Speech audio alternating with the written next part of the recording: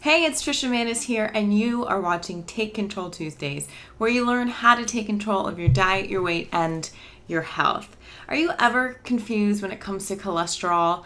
You don't know if your HDL matters, if it's your LDL, is it your total, what's going on there? Today I'm going to clear up some of that confusion.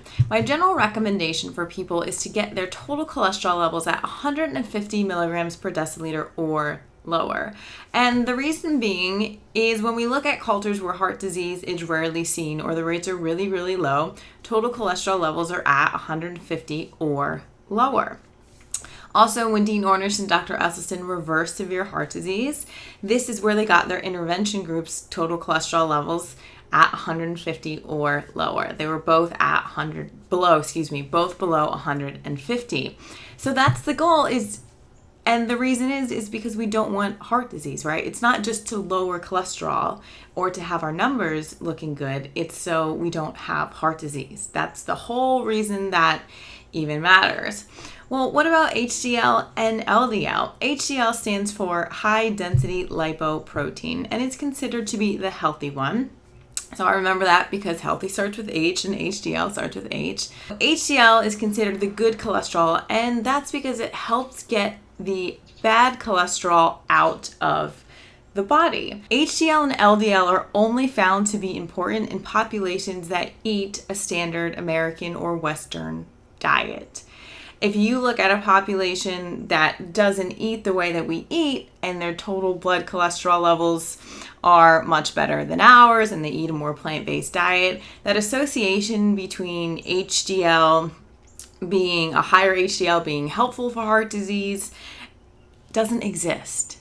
So you don't want to get stuck in that paradigm of I need to improve my HDL and my LDL, and if my HDL is really high, then I'm okay. That might just mean you have more total cholesterol in your body that you need to get rid of.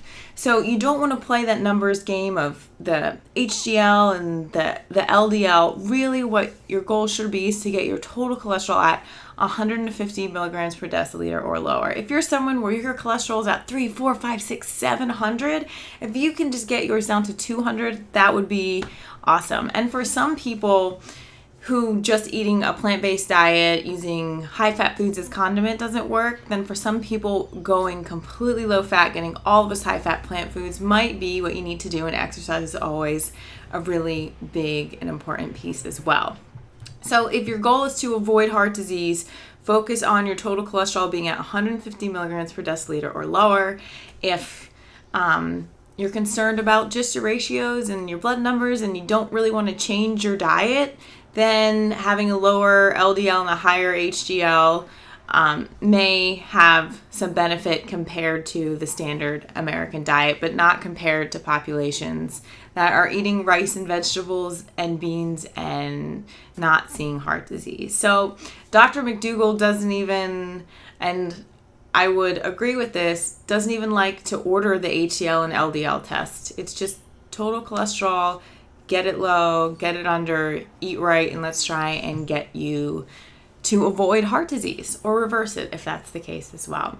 So now I'd really like to hear from you. Please answer today's Take Control Now question. What are you still confused with when it comes to cholesterol? If you have a question about cholesterol or it's dietary or blood cholesterol, just ask your question below or share any other insights that you may have.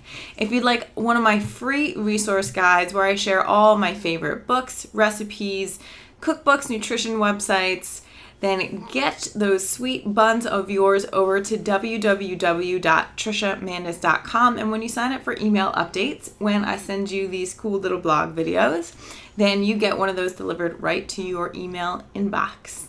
Thank you so much for watching. Get educated, get support, and take control. Yes, you can. Get the healthy body you deserve.